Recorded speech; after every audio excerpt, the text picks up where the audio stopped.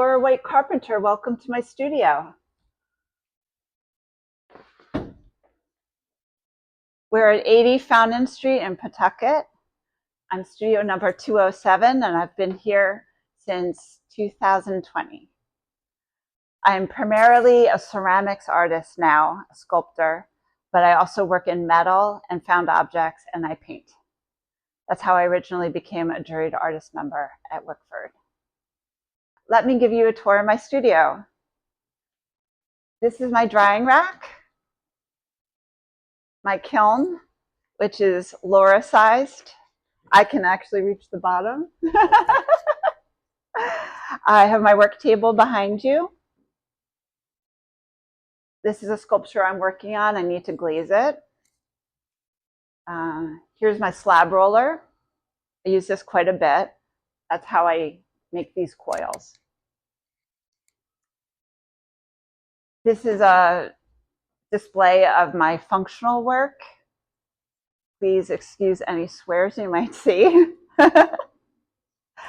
And here's some of my larger sculptures.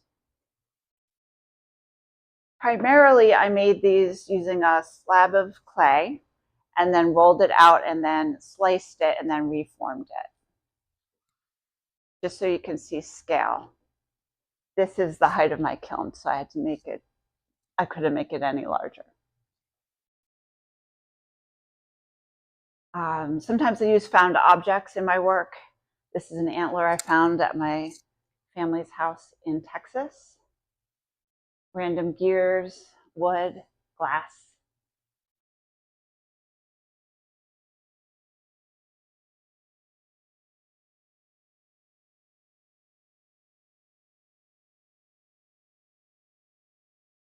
Here's another workspace and my pottery wheel, which is either standing or seated.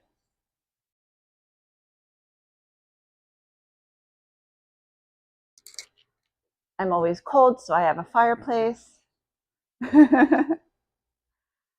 Lots of plants, lots of light, which I love.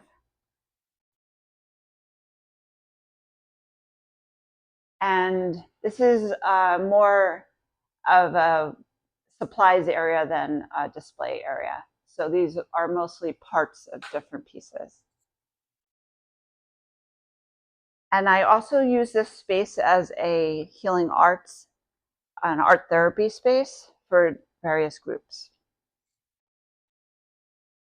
I'm a certified art therapist.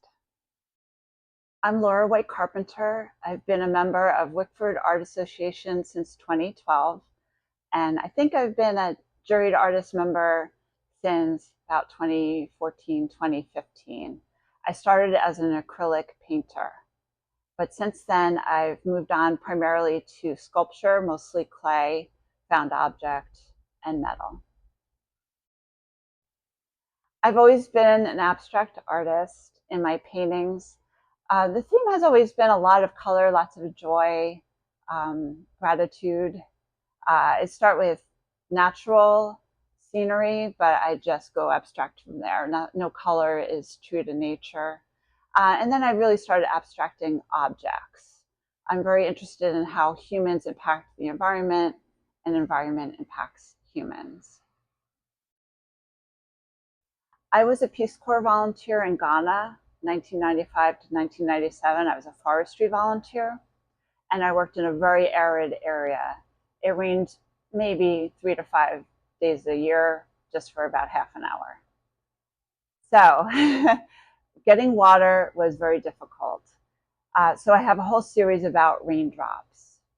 Getting clean water there was so challenging, and I was so grateful for USAID and other organizations that made pumping stations there. I used to go with a bucket and get my water, carry it on my head back to my house. So my whole series is about water and how essential it is for life and how we should all have access to clean water. So my intention is to auction them off or somehow raise money for charities that focus on that. So my work is hand-built. I don't use a pottery wheel for any of these. These are some of my raindrop series. I tried to look at nature for these. These are barnacles. I use sea glass to, that's what the texture is here. I actually embedded it. Same with that. And I just looked at different ways to interpret raindrops. And then I started making raindrops through banded clay. Those are all in that same series. And then I went larger and started making figurative pieces like this one, a cocoon. And this one is an anatomical heart. And then I started thinking about how I was separating clay, dividing it, and then building it together. And I was thinking about how that it means connection and community. And I started making series that are both anatomical but also connecting. So abstract artist, to me, these are two people embracing. I have the same here. To me, that's a mother and a child.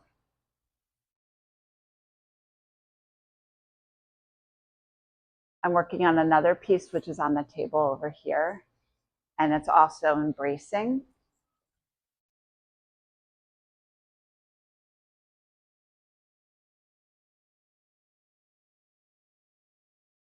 This is an example of a found object piece. So I found everything you see on Barrington Beach during walks with my dogs. And it didn't look like this. It was a pile of metal. And what I did was I flattened them out and then reformed them into a dystopian tea set that you see here. And I learned my welding skills at the steel yard during weekend welding class. And then I took a few classes after that. This is a piece about me. It's called Tree Rings. And I'm responding to an artwork called Tree Planting Group. And because I was a tree planter in Ghana, I sort of responded to that. So this is about growth. When we have years where we have challenges, we grow very little. We're harnessing all of our energy into just survival.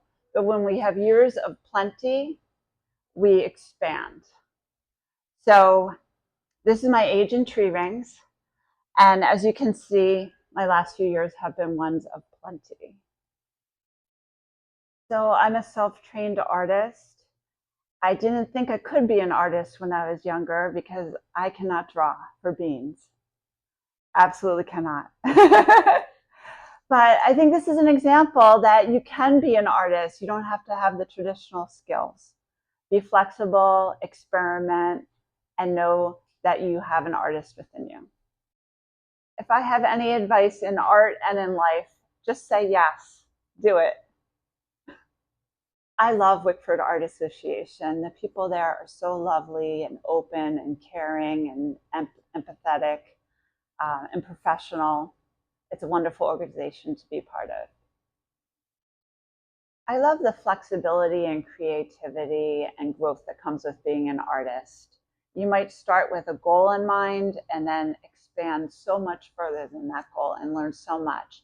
Even when you don't feel like your piece is successful, you've learned from it. My website is www.theartistinresidence.com. I'm on Instagram and Facebook, and the website, of course, and you can contact me through those. I also show at Wickford Art Association and other associations and galleries throughout the region. Or you can come visit me here at 80 Fountain Street, Pawtucket.